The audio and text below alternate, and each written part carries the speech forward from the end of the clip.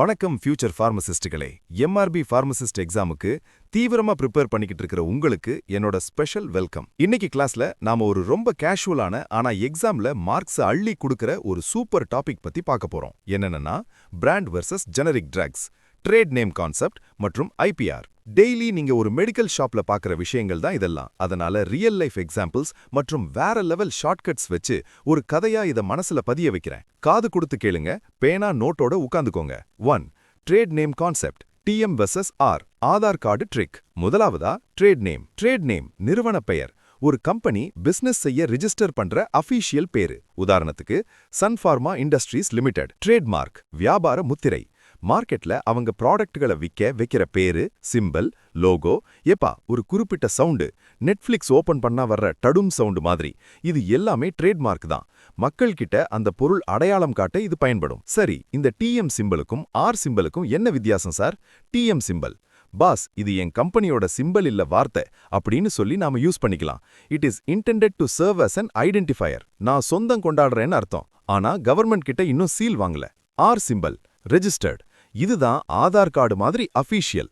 நீங்க கொடுத்த வார்த்தை, ஃப்ரேஸ் அல்லது லோகோவை கவர்மெண்ட் அப்ரூவ் பண்ணி ரெஜிஸ்டர்டு ட்ரேட்மார்க்கா முத்திர குத்திட்டா அந்த ஆர் வட்டம் போட்டுப்பாங்க. அவ்வளவுதான் வித்தியாசம். டிஎம்னா நான் சொந்தம் கொண்டாடுறது, ஆர்னா ரெஜிஸ்டரான seal. 2. Generic versus branded drugs, ரெட்டை பிறவி ட்ரிக். மருந்துகள்ல ரெண்டு விதம், ஜெனரிக், பிராண்டட். இது ரெண்டுக்குமான ஒற்றுமை வேற்றுமைய நான் ஒரு ரெட்டை பிறவி ஐடென்டிக்கல் ட்வின்ஸ் கதையை வச்சு சொல்றேன் கேளுங்க. சிமிலாரிட்டிஸ் ஒற்றுமைகள், உள் மனசு ஒண்ணுதான். பிராண்டோ ஜெனரிக்கோ உள்ள இருக்கிற ஆக்டிவ் மாலிக்யூல் ஒண்ணுதான். அந்த ட்வின்ஸ் எப்படி உள்ளுக்குள்ள குணத்துல ஒரே மாதிரி இருப்பாங்களோ அதே போலதான் இதுவும். ரெண்டுத்திலையும் உள்ள இருக்கிற ஆக்டிவ் இன்கிரீடியன்ட் ஏபிஐ ஒண்ணுதான். ரெண்டும் ஒரே டோசேஜ் ஃபார்ம், மாத்திரன்னா மாத்திரை, மற்றும் ஒரே ரூட் ஆஃப் அட்மினிஸ்ட்ரேஷன், வாய் வழியா தான் இருக்கும். உடம்புக்குள்ள போய் வேலை செய்யற அளவு, அதாவது பயோ அவைலபிலிட்டி கச்சிதமா சேமா இருக்கணும். கடைசியா குவாலிட்டி, பெர்ஃபார்மன்ஸ் அண்ட் சேஃப், இதுல 1% கூட குறைவு வரக்கூடாது. குவாலிட்டியில ரெண்டு ஒண்ணுதான். டிஃபரன்சஸ் வேற்றுமைகள், போடுற ட்ரெஸ் வேற. ஒரு ட்வின் சாதாரண ட்ரெஸ், இன்னொருத்தன் கலர் கலரா புது ட்ரெஸ் போடுவான்ல, அது போலதான் இது. ரெண்டுத்திலையும் உள்ள இன்ஆக்டிவ் இன்கிரீடியன்ட்ஸ், அதாவது எக்ஸிபியன்ஸ், சுவையுட்டி வேற மாதிரி இருக்கும். சைஸ், ஷேப், கலர், மாத்திரையின் மேல அடிக்கிற சீல் மார்க்கிங் எல்லாம் வேற வேறையா இருக்கும். பேட்டன்ட் அண்ட் பிரைஸ், இதுதான் முக்கியமான வேறுபாடு. பிராண்டட் காரனுக்கு புதுசா அந்த மருந்தை கண்டுபிடிச்சதுக்காக கவர்மெண்ட் பல வருஷங்களுக்கு பேட்டன்ட் அப்ரூவல் கொடுத்திருக்கும். அதனால அவன் மாத்திரை விலை அதிகமா வச்சு விற்பான். Branded is expensive, patent rights.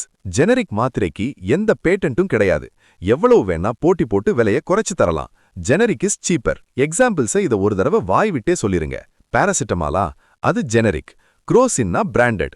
Diclofenac பாராசிட்டமாலா, அது ஜெனரிக்.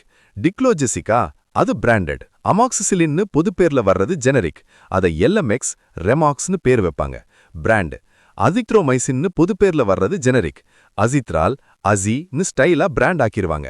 விட்டமின்களை எடுத்துக்கிட்டீங்கன்னா ஃபோலிக் ஆசிட அப்படியே ஃபோல்வைட்னு ஆக்கிடுவான். பி காம்ப்ளெக்ஸ பீகோசூல்னு ஆக்குவான். பிபி ஹைப்பர் டென்ஷன் மாத்திரை அட்டினாலால் ஜெனரிக். பேர்ல பாதியை மட்டும் சுருட்டி அட்டன், பிராண்ட். மெட்டோப்ரோலால பிரஷர் கம்மி பண்றதுனால லோ பிரஷர், லோ பிரசார்னு ஆக்குவாங்க. மெட்ஃபார்மின் மாத்திரைய குளுக்கோஸை சாப்பிடுற பேஜுங்கிறதுனால குளுக்கோஃபேஜ் அல்லது ஃபார்டமெட்னு பிராண்ட் பண்ணுவாங்க. எமர்ஜென்சி யூஸ் அலர்ட், கொரோனாவுக்கு கொடுத்தோமே ஞாபகம் இருக்கா? அதான் ரெம்டெசிவிர், ஜெனரிக். அத வெய்துரின்னு ஒரு பிராண்டா வச்சு வித்தாங்க. 3. இன்டெலெக்சுவல் ப்ராப்பர்ட்டி ரைட்ஸ், அதாவது பிடிசிடி வருட ட்ரிக்ஸ். ஐபிஆர், அதாவது நம்ம அறிவை பயன்படுத்தி கண்டுபிடிச்ச அறிவுசார் சொத்துக்களை பாதுகாக்க அரசாங்கம் கொண்டு வந்த 4 சட்டங்கள் தான் பிடிசிடி. இதுல வருடங்கள் எக்ஸாம்ல கண்டிப்பா கேட்பாங்க. அசால்ட்டான ஒரு இயர் ட்ரிக் வச்சுக்கலாமா? காப்பிரைட் ஆக்ட், வருடம் 1957. எழுதுற பாட்டு, சினிமா, புத்தகங்கள் இதுக்கானதுதான் காப்புரிமை அல்லது காப்பிரைட். ட்ரிக், இந்தியாவுக்கு 1947ல சுதந்திரம் கிடைச்சதா? கரெக்டா 10 வருஷம் சுதந்திர காத்த அனுபவிச்சுட்டு 57ல நாம எழுதுற புத்தகங்களை எல்லாம் யாருக்கும் காப்பி அடிக்க விட மாட்டோம்னு சட்டமே போட்டாச்சு. 1947க்கு அப்புறம் 10 இயர்ஸ், 1957. பேட்டன்ட்ஸ் ஆக்ட், வருடம் 1970. பேட்டன்ட்னா புது மெடிசின், ஃபார்முலா, மெத்தட் கண்டுபிடிச்சவங்களுக்கான உரிமை. எவ்வளவு வருஷம் இந்த பவர் இருக்கும்? 20 வருஷங்கள். ட்ரிக், ஒரு சயின்டிஸ்ட் தான் வாழ்நாள் எல்லாம் செலவு பண்ணி தன்னோட 70வது வயசுல தான் ஒரு பெரிய கண்டுபிடிப்பு பண்ணி பேட்டன்ட் வாங்கினாரு அப்படின்னு மனசுல வைங்க. அப்போ பேட்டன்ட்ஸ் ஆக்ட்னா வருஷம் 1970, 70 வயசு பேட்டன்ட். அதுல இருந்து ஒரு 20 வருஷம் பேட்டன்ட் வேலிடிட்டி. ட்ரேட்மார்க்ஸ் ஆக்ட் வருகம் 1999. ட்ரிக் முத்திரை பதிக்கிற கம்பெனிகள் தானே பிராண்டு. அந்த 90s காலகட்டத்துல கடைசியில, அதாவது 99ல 2000 வருஷம் வர்றதுக்கு முன்னாடியே தங்களோட அஃபீஷியல் முத்திரைகளை ட்ரேட்மார்க்ஸை எல்லா கம்பெனியும் சட்டமாக்கிருச்சு. சோ ட்ரேட்மார்க்னா அது 1999. Designs act வருகம் 2000. ட்ரிக் நான் ஏற்கனவே போன ஆக்ட் கிளாஸ்ல இதை சொல்லியிருக்கேன். புது மில்லினியம் வந்த பிறகும் 2000ல எல்லாமே புது டிசைன், அதாவது டிசைன் ஆக்ட் 2000ஆ மாறிடுச்சு. ட்ரேட் சீக்ரெட்ஸ், தொழில் ரகசியம், சீக்ரெட் ஃபார்முலா. இப்போ நீங்க ரொம்ப ஹிட்டான கம்பெனிகள் வளர காரணம் அவங்க கிட்ட இருக்கிற ட்ரேட் சீக்ரெட் தான்.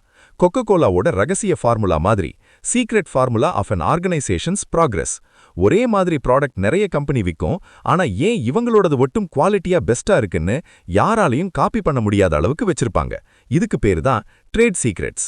வாவ், எவ்வளவு ஈஸியா நம்ம மெடிக்கல் கம்பெனி மற்றும் ரெகுலேஷன் கான்செப்ட்களை நம்ம பாஷையில முடிச்சிட்டோன்னு பாத்தீங்களா? டிஎம் சிம்பல் மற்றும் ரெஜிஸ்டர். ஆர் ட்ரெஸ் மட்டும்தான் மாறும், ஐடென்டிக்கல் ட்வின்ஸ் மாதிரி ஜெனரிக் மற்றும் பிராண்டட். 1957 சுதந்திரத்துக்கு அப்புறம் காப்பிரைட். 70 வயசான சயின்டிஸ்ட் பேட்டன்ட் வாங்குறாரு, வேலிடிட்டி 20 இயர்ஸ். 99 முத்திரை டிஎம், புது மில்லினியத்தோட புது டிசைன் ஆக்ட் 2000. இந்த கீ பாயிண்ட்ஸை நீங்க மறக்கவே மாட்டீங்க.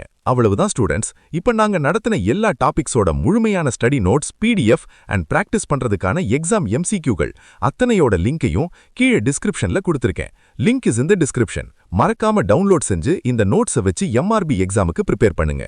உங்களுக்கு தேவையான மார்க் நீங்க நினைக்கிறத விட அசால்ட்டாவே கிடைக்கும். நாளைக்கு உங்களை இன்னொரு செம்மையான ஷார்ட்கட்ஸ் வீடியோவோட வந்து சந்திக்கிறேன். உழைப்பை நம்பி தொடர்ந்து படிங்க. Wish you all the best. Take care. Bye by.